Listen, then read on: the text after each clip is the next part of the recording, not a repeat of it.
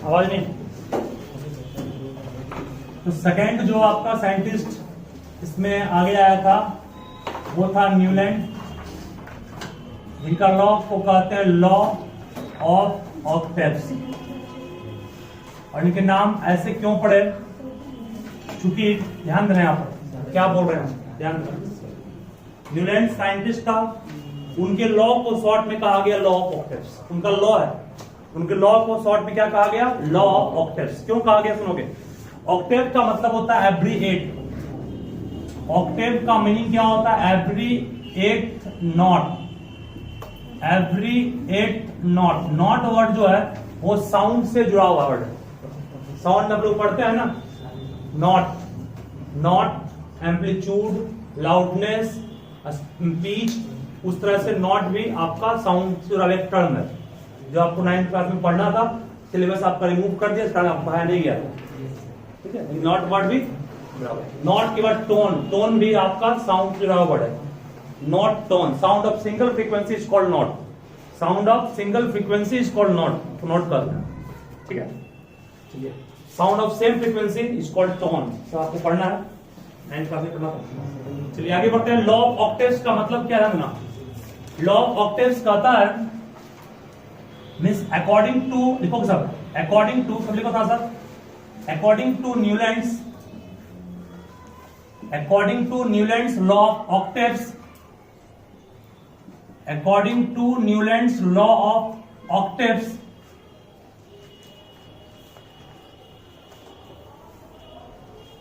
when elements are arranged, when elements are arranged in order of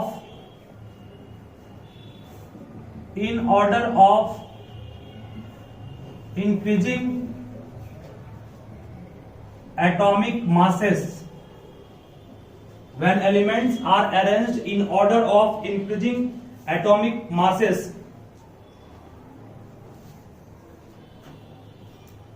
comma, the properties of every 8th element, the properties of every 8th element, हर एक 8वां element की property जो होगी of every 8th element are repeated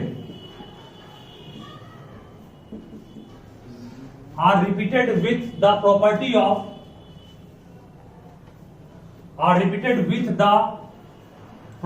of first element, property of first element means हर एक 8वें element की property बिल्कुल match करेगी किससे?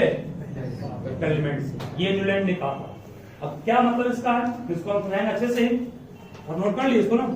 ये लॉ आप बिल्कुल ध्यान, लॉ ऑफ ऑक्टेव्स का मतलब ये होता है, law of Octave. Octave means oct, oct का मतलब 8 होता है, ठीक है। और जो लिखा हुआ आपका टेप्स का मतलब हो गया आपका नोट। हर एक 8वां जो एलिमेंट होगा उसकी प्रॉपर्टी पहले वाले से मैच करेगी, ऐसा न्यूलैंड ने कहा था, ठीक है। कब? जो एलिमेंट्स को अरेंज करेंगे किस ऑर्डर में? इंक्रीजिंग ऑर्डर में। किसके? मास का है ना, एटॉमिक मास को इंक्रीजिंग ऑर्डर में अरेंज करने के बाद ऐसा होगा। क्योंकि आपको मैं कहा था कल, जो पहला 3 साइंटिस्ट था सबने मास का यूज किया, डॉविनियट ने वही यूज किया, मेंडलीव वही यूज किया, और न्यूलैंड वही यूज किया। सिर्फ मॉडर्न पीरियड टेबल में आपने किसका यूज किया था? नंबर का, जो सबसे सही रहा। क्यों सही रहा? मिला इसको ना, नोट कर लिए इसको। हर एक 8वां एलिमेंट की प्रॉपर्टी मैच करेगी पहले वाले। कैसे मैच करेगी उसका सबसे अच्छा एग्जांपल देंगे, और जो क्वेश्चन इंपोर्टेंट वो बताएंगे आपको। सब ध्यान देना से, जो आपको लिखा रहे हैं उसको याद नहीं करना है, बस समझाने से बोल रहे हैं, रटना भी कुछ नहीं इसको। अब जो लिखा रहे हैं वो इंपोर्टेंट, जो लिखा है आपको अभी जस्ट हम वो इंपोर्टेंट लोग पूछता है कई बार। देखिए आंसर, या हाइड्रोजन है, ये lithium, beryllium, boron, carbon, nitrogen, oxygen, fluorine, sodium, magnesium, aluminium, silicon, phosphorus, sulphur, हवा नहीं, chlorine, potassium, calcium, chromium, tin, manganese, iron, cobalt, निकल, कॉपर, जिंक, आर्सेनिक, बहुत सा सिंबल ऐसा है जो हम लोग याद नहीं रखते हैं और याद आता भी नहीं। स्ट्रोंशियम, सीजियम एंड लैंथेनॉइड, जेडा। देखिए ध्यान में रखो, आपको कल पढ़ाए थे हम डोमिनेट ट्रेड, है ना, उसमें 3 ट्रेड था और हर बीच का एलिमेंट का मास जो था वो पहले और लास्ट वाले के एवरेज मीन के बराबर था। ये किसका लॉ था? डोमिनेट लॉ। डोमिनेट का लॉ क्या था? When elements are arranged in 3 triads then atomic mass of middlemost element is average of the first and last reference। यहां पर देखिए डोमिनेट का क्या तीनों ट्रेड्स में है कि नहीं? लिथियम, सोडियम, पोटासियम, तीनों ट्रेड यहां है कि नहीं? बिल्कुल नहीं है। और कौन सा उसमें? कैल्शियम, मैग्नीशियम और बैरियम था, ये भी आ गया इसमें। Calcium, strontium, barium. कैल्शियम था, स्ट्रोंशियम था और बैरियम था। बैरियम था कि बैरियम था? Sir barium. बैरियम था, तो नहीं आया इसमें, छोड़ो। क्लोरीन, फ्लोरीन, ब्रोमीन आ रहा है। क्लोरीन आ रहा है, ब्रोमीन भी है, वो भी आ रहा है। मतलब कि डोमिनेट का ट्रेड्स भी आ रहा है इसमें, नहीं आ रहा, सिर्फ एक खाली छूट रहा है। आपको कौन सा? बैरियम नहीं आ रहा है। मैग्नीशियम तो आ रहा है, कैल्शियम आ रहा है, बट बैरियम का कहीं भी प्रश्न नहीं किया, तो छूटता। मतलब कोई आपसे यहां भी क्वेश्चन पूछ सकता है कि कितने ट्रेड्स, क्या क्या बोल रहे? एक क्लोरीन, ब्रोमीन, आयोडीन था। क्लोरीन तो है, ब्रोमीन भी है, बट आयोडीन यहां भी नहीं है। कहां आ रहा है आयोडीन? सेकेंडरी में नहीं आ रहा। ठीक है, मतलब सिर्फ इसका एक ही ट्रेड आ रहा है। क्या मतलब कंप्लीट रूप से सिर्फ उसका एक ही ट्रेड आ रहा है, वो कौन है? Lithium, sodium, potassium. तो एग्जाम में क्वेश्चन घुमा के पूछ सकता है कि which triad of Dobereiner's exist in Newland law of octaves. बोलना पड़ेगा फर्स्ट ट्रेड या सेकेंड, थर्ड? फर्स्ट ट्रेड, जिसको हम लोग कहे थे अल्कली मेटल ग्रुप। ठीक है, एग्जाम पूछ सकता है which triad of Dobereiner exist in Newland. बोलना पड़ेगा only first triad. Second triad में आने एग्जिस्ट नहीं कर रहा। ठीक है, तो अब इसका लॉ क्या था उस पर आते हैं। मेन जो लॉ क्या है इसका, इसने कहा था हर 8वां एलिमेंट जहां से तुम शुरू किए हो उसके बाद जो आएगा उसकी प्रॉपर्टी पहले वाले से मैच करती है। मान लो हम काउंटिंग यहां शुरू कर रहे हैं, ये एक हो गया, 2, 3, 4, 5, 6, 7, 8। सेम आया नहीं आया? इसका हर 8वां एलिमेंट की प्रॉपर्टी बिल्कुल क्या होगी? सेम होगी। ये इस लॉ ऑफ ऑक्टेव्स के अकॉर्डिंग काम कर रहा है। ठीक है, मतलब कि लिथियम की प्रॉपर्टी किससे मैच स्टूडेंट्स कर गई। अब मान लो पूछेंगे ये आपका दिया हुआ है बोरॉन, इसकी प्रॉपर्टी हाँ आपको ऐसे सिखाए थे, जो एक कॉलम में आएगा उस प्रॉपर्टी सेम होगी। पढ़ाया था ना, मैं शॉर्ट ट्रिक समझा वो। लेकिन जो ये नियम का है वो 8वां होगा। 1, 2, 3, 4, 5, 6, 7, 8 कोई भी हर 8वें एलिमेंट की प्रॉपर्टी रिपीट करेगी इक्वल इंटरवल के बाद। ये आपका न्यूलैंड्स ने कहा था। ठीक है ना, हर 8वें एलिमेंट की प्रॉपर्टी रिपीट करेगी, न्यूलैंड्स ने कहा था। बिल्कुल सब ओबे कर रहा है ना। ठीक है, यहां तक न्यूलैंड्स का लॉ क्या सीख गए। मैं आपसे पूछूंगा कि बताओ कैल्शियम की प्रॉपर्टी किससे मैच करेगी? मैग्नीशियम से करेगी, इससे भी करेगा, स्ट्रोंशियम से भी करेगा, जिंक से भी करेगा। बात ही बात है। मतलब कि अभी अगर आगे हम उसके लिमिटेशन पे नहीं आएंगे तो बता रहे हैं, अगर उसके लिमिटेशन पे नहीं आएंगे तो कहेंगे कि इस कैल्शियम की प्रॉपर्टी सबसे मैच करेगी। बाद में कुछ खामी आया, उस खामी को जब बता देंगे तो आपको बाद में मालूम चला कि एफ का जो लॉ था वो मात्र कैल्शियम तक ही एप्लीकेबल था, उसके बाद आएंगे वो। तो यहाँ तक फिलहाल अगर हम लोग लॉ अभी इसका नहीं पढ़े, खामी सिर्फ लॉ पढ़े हैं, तो लॉ के हाथ पे कहेंगे इसकी प्रॉपर्टी सबसे मैच करेगी। एल्युमिनियम का प्रॉपर्टी सबसे मैच करेगा, कार्बन का सबसे मैच करेगा, पढ़े भी हैं। कार्बन का भी आउटर मोस्ट ऑर्बिट में इलेक्ट्रॉन कितना होता है? 4, और इसका भी कितना होता है? 4 ही होता है, इसका भी 4 ही होगा। मतलब कि अगर हम लोग उसकी खामी को नहीं पढ़े हैं तो बोल सकते हैं कि हर 8वां एलिमेंट की प्रॉपर्टी सेम होगी पहले वाले से। ठीक है, अरे क्या बोला तो क्या बोलना सुखा गया ना। चलो आगे हम लोग पढ़ेंगे अब, लेकिन उसके पहले हम कुछ सब नोट कर लिए, इसको नोट कर लो, नहीं आएगा एग्जाम। ये सब याद नहीं करना, आपको याद कहीं नहीं करना है। चलो नोट भी नहीं करो, छोड़ो इसको।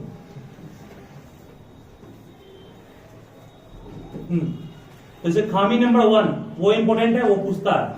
पहला खामी कह रहा है कि Newlands law of octets are applicable only to the calcium after calcium every element does not possess the properties similar to that of first element, thus Newton's law of octaves only work to the lighter elements only। देखिए मतलब ये law इसका सिर्फ 8वें element सिर्फ calcium तक ही applicable था। Calcium के बाद सबका एटॉमिक नंबर बढ़ गया ना, उसका मास बढ़ गया, ये सब एलिमेंट हो गया है। फिर जितना लाइट एलिमेंट था, लाइट मींस हल्का एलिमेंट था, जिसका एटॉमिक मास क्या था, कम था, बस वहीं तक सिर्फ ये काम करेगा, उसके बाद ये काम नहीं करेगा।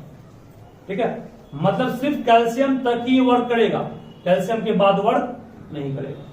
ठीक है, मतलब इसका लॉ है जो सिर्फ आपका कैल्शियम तक ही एप्लीकेबल है। अब कहो क्या कैल्शियम की प्रॉपर्टी इससे मैच करेगी, कहोगे नहीं सर, ये गलती बात में हो गया। ठीक है, उसने अरेंज कर दिया था कुल मिला के 56 एलिमेंट को, लेकिन इसमें खामी क्या रह गया, खामी रह गया कि कैल्शियम तक ही ये मान होगा, इसके बाद मान्य नहीं होगा। मतलब कि इसकी प्रॉपर्टी इससे मैच करे कोई जरूरी नहीं है, इस कमी में आ गया वो। लेकिन इसकी प्रॉपर्टी से मैच बिल्कुल करेगी, इसकी प्रॉपर्टी से मैच करेगी, इसकी प्रॉपर्टी से मैच करना है। तो डोमेट का भी आ गया ना, डोमेट का सिर्फ फर्स्ट ट्रेड कर रहा है। ठीक है, ये इसका पहला खामी था कि ये इतना एलिमेंट अरेंज तो कर दिया बट एप्लीकेबल था ओनली ये सिर्फ कैल्शियम था, ये पहली खामी इसकी थी। दूसरा था Newlands assume that only 56 elements exist in nature and no more element would be discovered in future, but later several elements discovered in property does not fit on Newton's law of octaves। उसने कहा था कि मात्र 56 element ही exist करेंगे nature में, इसके बाद और एलिमेंट आएगा ही नहीं। बट बाद में मालूम चला कि 56 नहीं 118 एलिमेंट्स आपका सब मिला के एग्जिस्ट नेचर में करता है। इसमें आर्टिफिशियल भी है मिला हुआ, ऐसे सब मिला के बोलो एलिमेंट कितना है नेचर में, सब मिलाकर के कितना एलिमेंट्स है, सब मिलाकर के सॉरी आर्टिफिशियल भी और नेचुरल सब मिलाकर के कितना एलिमेंट हमारे पास है, सब मिलाकर के 1500 एलिमेंट है। लगभग कितना बाबू है, 1500 एलिमेंट। कोई सोचे आज तक क्यों है 1500, कोई सोचे आज तक 15 एलिमेंट क्यों है? सबका जवाब सुनो किया, आप सब पढ़े हैं कैल्शियम, सुनो क्या बात नहीं, कार्बन, हाइड्रोजन, हम सब थे। कार्बन का सिर्फ एक फॉर्म नहीं, कार्बन का 3 फॉर्म है। कार्बन C6 पढ़े हो ना, कार्बन C613, कार्बन C614 पढ़े। हाइड्रोजन का भी 3 form, H11, H12, H13। Oxygen का भी फॉर्म अलग अलग है। इसके बहुत से ऐसे एलिमेंट्स हैं जिसके आइसोटोप एग्जिस्ट करते हैं, तो वो भी अलग अलग एलिमेंट हो गया ना। इसका मतलब नेचर में कुल मिलाकर अगर आइसोटोप को भी हम शामिल कर दें तो 118 नहीं बल्कि 1500 एलिमेंट लगभग पाए गए। ठीक है, अगर आइसोटोप को भी कंबाइन कर दें तो एलिमेंट की संख्या 118 नहीं बल्कि 115 हो जाएगी। ठीक है, लोग पढ़ते भले 118 लेकिन 1500 एलिमेंट नेचर में होता है। अगर इसको शामिल करेंगे आइसोटोप को तो हर एलिमेंट का अंदर 3 को है, इसका भी 3 फॉर्म है। ठीक है, चलिए तो सेकेंड प्रॉपर्टी क्या उसने गलती कहा, उसने कहा सिर्फ 56 एलिमेंट ही पाए जाएंगे, उसके बाद और एलिमेंट पाए ही नहीं जाएंगे। बट आगे और भी एलिमेंट पाए गए जिसकी प्रॉपर्टी इस पर सेट नहीं, मतलब फेल हो गया इसका। ठीक है, 56 के बाद बहुत सारे मिले भी हैं जिसकी प्रॉपर्टी इस पर सेट नहीं कर रही थी, इसलिए इसको सेकंड खामी में मान लिया जाएगा। तीसरा का in order to fit element in his table Newlands put even 2 elements together in one slot and that 2 in column of unlike elements having very different properties. For example, 2 elements like cobalt and nickel are put together in the same slot and 2 in the column elements like fluorine, bromine which have very different properties from these elements। ध्यान देना, cobalt nickel हम सब जानते हैं, cobalt और nickel में cobalt metal है, nickel भी क्या मेटल्स है, मेटल ही, ये दोनों मेटल ही है। लेकिन इसको प्लेस कहां किए हैं, प्लेस किए हैं सेम स्लॉट में, एक ही स्लॉट में 2 एलिमेंट को उसने प्लेस कर दिया जिसकी प्रॉपर्टी बिल्कुल अलग है इससे। ये सब नॉन मेटल है ना, तो बीच में कैसे आ गया मेटल, नहीं आना चाहिए क्योंकि हम जानते हैं नॉन मेटल के कॉलम में सिर्फ मेटल ही होना चाहिए ना, बट यहां आ गया मेटल भी आ गया ना। मतलब कि कोबाल्ट और निकेल जिसकी प्रॉपर्टी इन सबसे बिल्कुल डिफरेंट थी, ये कहां गैस बनेगा, और ये गैस नहीं बनेगा, मेटल रखा है, गैस बनाएगा ही नहीं, फिर भी इसको कैसे पुट कर दिया गया, इसलिए इसको भी एक डिमेरिट मान लिया गया, खामी मान लिया गया। मतलब cobalt and nickel has property very different from chlorine, bromine और fluorine, but they are placed under the column of chlorine bromine. इसकी प्रॉपर्टी आयरन से मैच कर रही थी, आयरन को इससे बहुत दूर कर दिया गया। ठीक है, इसकी प्रॉपर्टी मैच आयरन से कर रही है, बट इसको इससे काफी दूर रखा गया। ठीक है, ये इसका तीसरा काम ही हो गया। और एक चौथा काम ही है, आयरन विच रिसेंबल्स टू निकल, बॉडी दी आपको आयरन बॉडी मैच कर रही है, उसको दूर रखा गया। ये आपका सब मिला के 4 प्रॉपर्टी थी, 4 डिमेरिट्स थी, इसको आप ध्यान रखिएगा। पहला क्या बोले आपको, पहला बोला मैंने कि ये एप्लीकेबल ओनली कैल्शियम तक है। दूसरा मैंने कहा कि 56 एलिमेंट की रिजन में पाया जाएगा, ऐसा न्यूलैंड ने कहा था, लेकिन आगे जाकर के बहुत एलिमेंट पाया गया जो इस पर सेट नहीं कर रहा था।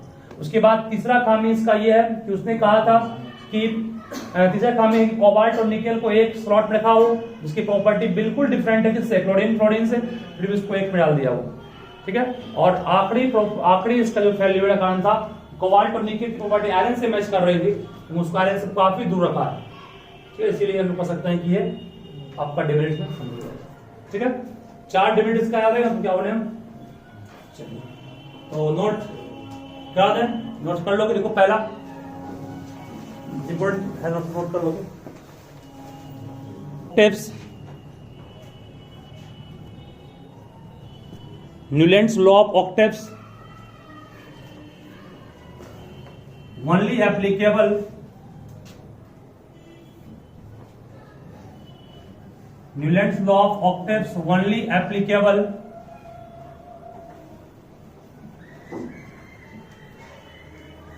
up to calcium। ये सब क्या है, डिमेरिट्स है। ठीक है, इसको लिमिटेशन कहते हैं। ऊपर में टॉपिक बना लो, limitation of Newlands law of octaves.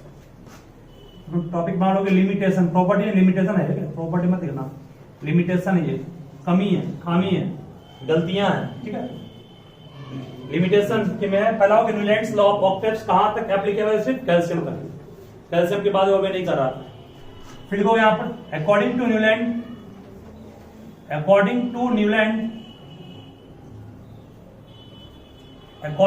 Newland only 56 element exist in nature, but so many other elements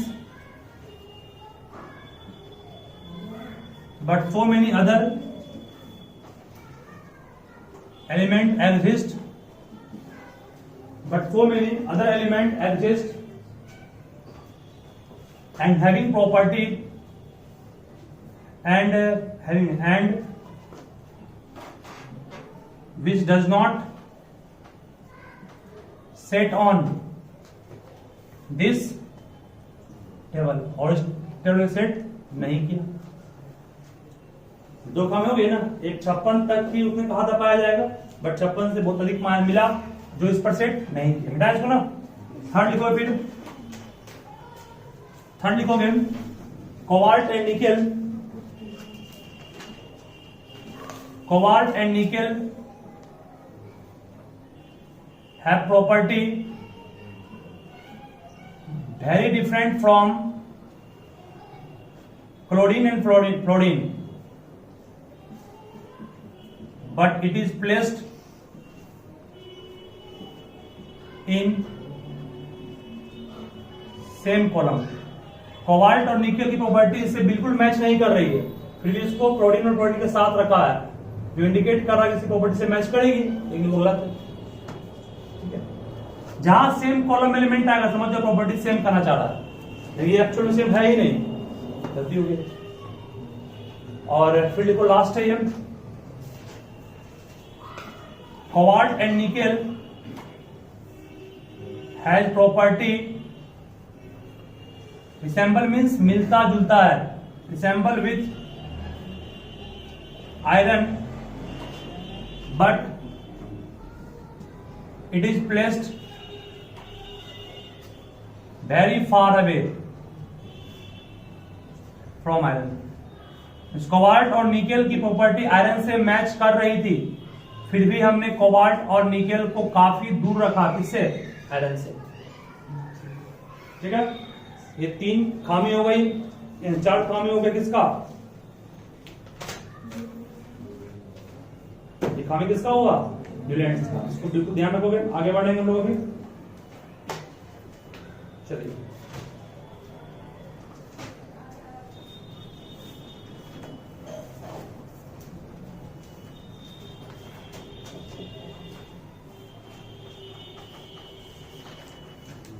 आगे मेंडलीव पीरियोडिक टेबल सब बनाओगे। उसको समझाने के पहले एक चीज आपको और सिखाना पड़ेगा। टॉपिक से बना लिया है मेंडलीव पीरियोडिक टेबल।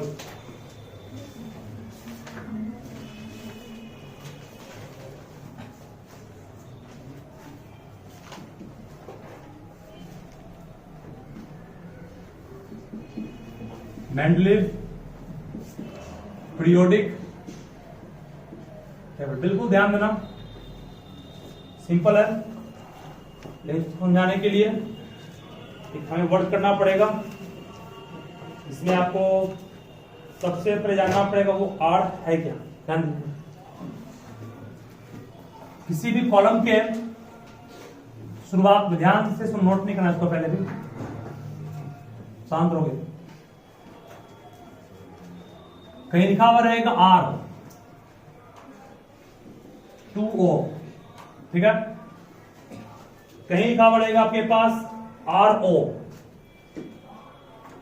कहीं लिखा हुआ रहेगा R2O2, ठीक है। इस तरह से कहीं लिखा हुआ रहेगा R2O3, इस लिखा हुआ या लिखा हुआ कहीं RH मान लेते। तो इससे हम क्या बोलना चाह रहे हैं, इस पर आप तो सब ध्यान दीजिएगा। पहले इसका यूज इसमें करना हम लोग को टेबल में। देखिए आर क्या है, जिस तरह वेरिएबल को मानते हैं हम लोग हैं एक्स, उस तरह आर जो है एक वेरिएबल है केमिस्ट्री में, उसे कहते हैं एलिमेंट। आर कोई भी एलिमेंट हो सकता है इस कॉलम का। इस कॉलम मतलब क्या, इस कॉलम में जो एलिमेंट आएगा उसकी प्रॉपर्टी सेम की डिफरेंट, उसकी प्रॉपर्टी बिल्कुल सेम होगी। क्या इस कॉलम में जो भी आएगा उसकी प्रॉपर्टी सेम होगी। ध्यान देना, जब उसकी प्रॉपर्टी सेम होगी तो उसका केमिकल प्रॉपर्टी सेम होगा, मतलब जब उसका केमिकल प्रॉपर्टी सेम होगा तो वैलेंसी सेम होगी, और जब वैलेंसी सेम होगी तो उसका जनरल फॉर्मूला R2 ही बनेगा ना। तो मान लिया जाए हमने फर्स्ट में लिया है सपोज को सोडियम पोटासियम, ठीक है, सोडियम लिया पोटासियम लिया, और कौन होगा हाइड्रोजन हीलियम लिथियम लिया, तीन लिया एलिमेंट। ध्यान देना, लिथियम का ऑक्साइड का फॉर्मूला बोलो क्या होगा, लिथियम का वैलेंसी +1, ऑक्सीजन क्या पड़े -2, क्रॉस मल्टीप्लाई क्या बनेगा Li2 बनेगा। लिथियम का वैलेंसी +1 नहीं होगा, 2 1 क्रॉस है +L2 बन गया। चलिए उसके बाद आइए आप सोडियम पर, सोडियम का +1, ऑक्सीजन का -2 क्या बनेगा Na2O। उससे आइए आप पोटेशियम पर, K+ ऑक्सीजन का O2- क्या बनेगा K2O। यहां हम सब में क्या देखे, सब में सिमिलरिटी है कि O सब में सिंगल ही है, बट यहां पर जो आप देख रहे हैं यूज हुआ है 2, यहां भी 2, यहां भी 2। मतलब क्या इसका हुआ, मतलब हुआ कि सब एलिमेंट अलग अलग है ना, बट इसका जनरल फॉर्मूला जो वो सेम पे सेट कर रहा है, वो फॉर्मूला कौन है R2O। R2O कहेंगे जनरल फॉर्मूला हो गया किसी एलिमेंट के ऑक्साइड का फर्स्ट कॉलम में। क्या फर्स्ट कॉलम में जो भी एलिमेंट है उसके ऑक्साइड का जनरल फॉर्मूला क्या है, तो R2O का देंगे, R2O। सेकेंड कॉलम में मान लो कैल्शियम आया, मैग्नीशियम आया, ठीक है, और कौन आएगा बेरिलियम आया, तो कैल्शियम का Ca+2 पड़ेगा ना बैलेंस, ऑक्सीजन का 2- कट के कितना बना CaO, मैग्नीशियम बनेगा MgO बनेगा, और इसका क्या बनेगा BeO बनेगा।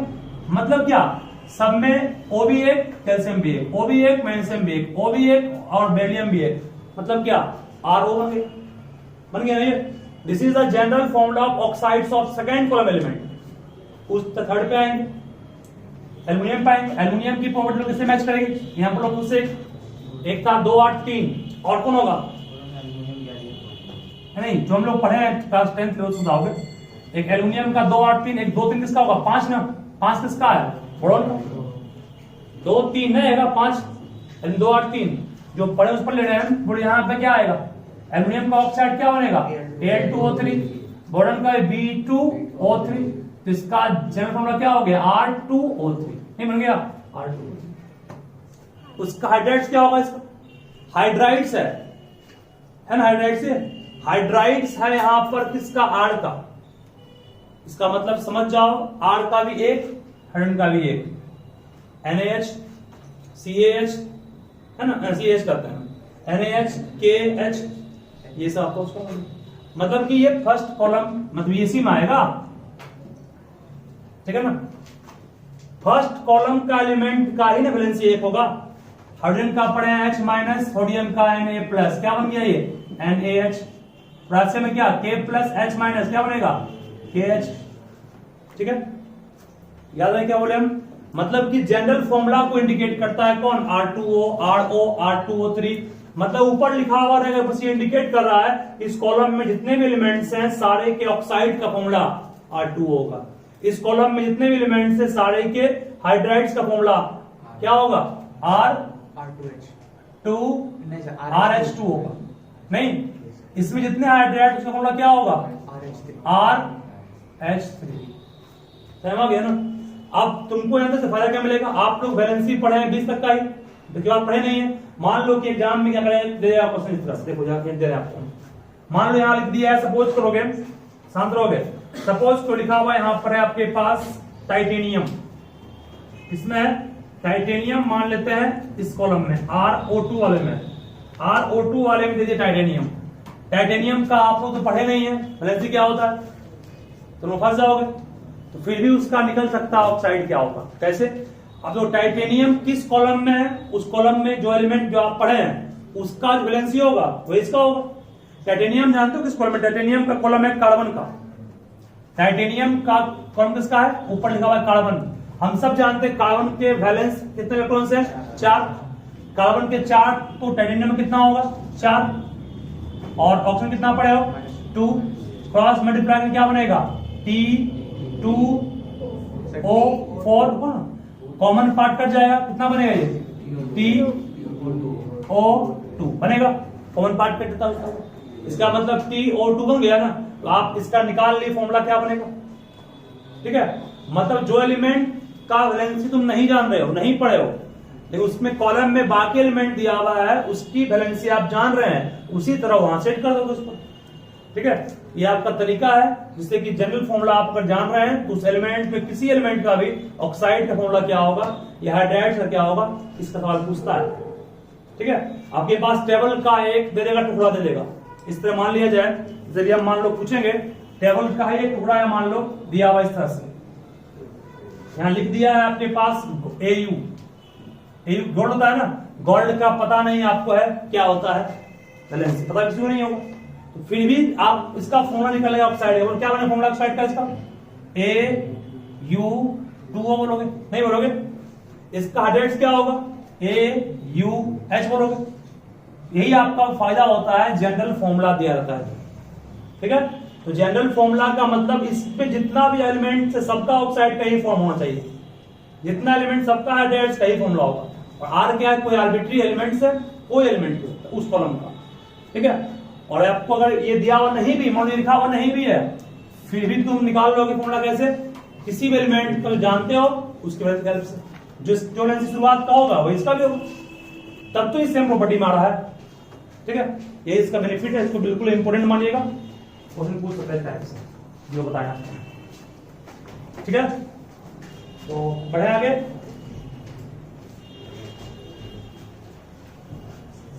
नोट करना किसी को, नोट कर लो, इंपोर्टेंट हो सके नोट कर लीजिए उसको अच्छे से, RO2 और ये RH।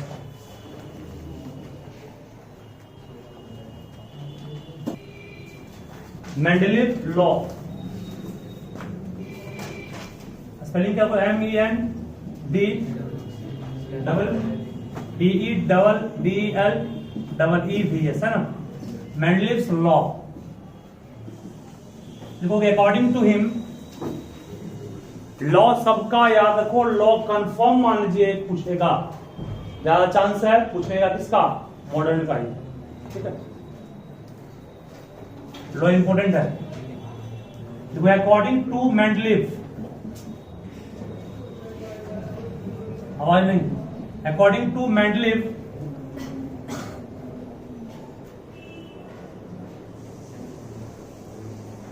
when elements are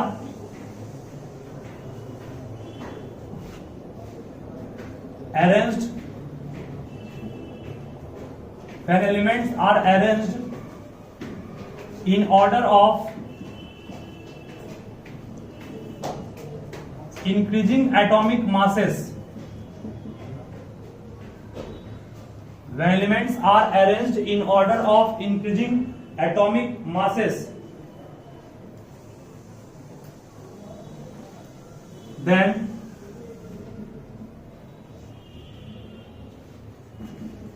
elements with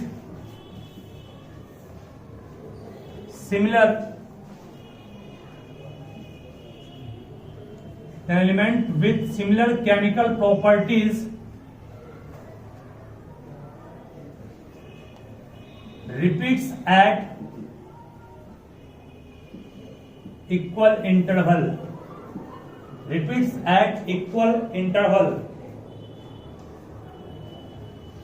ठीक है, और इसके डिफाइन को इन शॉर्ट में भी आप याद कर सकते हैं. शॉर्ट डिफाइन ज्यादा बेटर रहेगा. ये डिफाइन समझाने के लिए था, और वो शॉर्ट में कैसे कहा गया लिखोगे. Properties of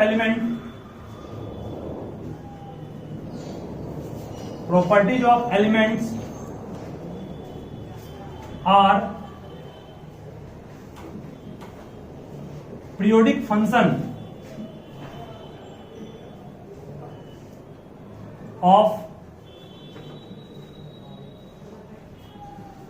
atomic masses. Periodic function जो है आपको मैथ में पढ़ना है, वो एक टॉपिक है. पीरियोडिक फंक्शन मतलब इसका वैल्यू इक्वल टाइम के बाद रिपीट करे. एग्जांपल देंगे आपको उसका भी. ठीक है, periodic function of atomic masses short define हो गई. Properties of elements are periodic function of atomic masses. ये किसका हो गया? मेंडलीव का. वही मॉडर्न में आएंगे, सब कुछ सेम रहेगा, बस properties of elements are periodic function of atomic, वहां नंबर दर्ज करना. दो डिफाइन आप कवर कर सकते हैं अगर इसको याद रखिएगा तो. वहां मास यहां पड़े, वहां नंबर हो जाएगा उससे आंसर. ठीक है, दोनों इंपोर्टेंट. इतना शॉर्ट ये इसी को इतना कहा गया. और यहाँ पीरियोडिक फंक्शन मतलब जो इक्वल पीरियड के बाद रिपीट करे, बार बार आए. ठीक है, उसे पीरियोडिक कहते हैं. देखिए आप लोग पढ़िएगा, हो गया ना. देखो इक्वल पीरियड्स के बाद जो रिपीट करे उसे पीरियोडिक फंक्शन कहते हैं. इसको समझना कैसे है मैथ में. देखो उसका क्या होता है, साइन एक्स का ग्राफ, साइन थीटा का ग्राफ बनाओगे. साइन थीटा ग्राफ कुछ यूं इस तरह बनता है. ये ग्राफ किसका है? साइन थीटा का. 0 हो गया, ये π/2, 90. ये कितना? 180. ये कितना? 270. ये कितना होगा? 90 में 90 जोड़े 270, 90 कितना होगा? 360 ना. फिर कितना आएगा? 450. फिर कितना आएगा? 540. फिर कितना आएगा? 630. फिर कितना आएगा? 720. फिर कितना आएगा? 800. ठीक है, सुनो. साइन 90 का मान, ये साइन 90 ये थीटा लिए, इस एक्सिस पर लिए थीटा लिए, और इस एक्सिस पर लिए एफ थीटा. तो एफ थीटा क्या है? एफ थीटा को बोलते हैं साइन थीटा. ये फंक्शन है. थीटा का मान पुट को 90, कितना आएगा? 90 91 आएगा.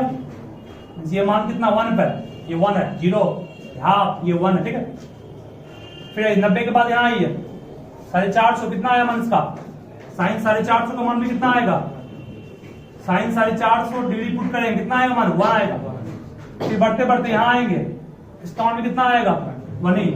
मीन साइन 810 का मान भी कितना आएगा? 1. बोलो कितना गैप जब जा रहा है? गैप कितना का है? 2 पाई गैप. देखो 2 पाई मीन 360 गैप है. इसमें 360 जोड़ेंगे, मिलेगा कितना? इसमें भी 360 जोड़ोगे, 8 मिल जाएगा. इसका मतलब हर 360 डिग्री के बाद इसका मान रिपीट कर रहा है ना, इसलिए कहा गया इसको पीरियोडिक फंक्शन.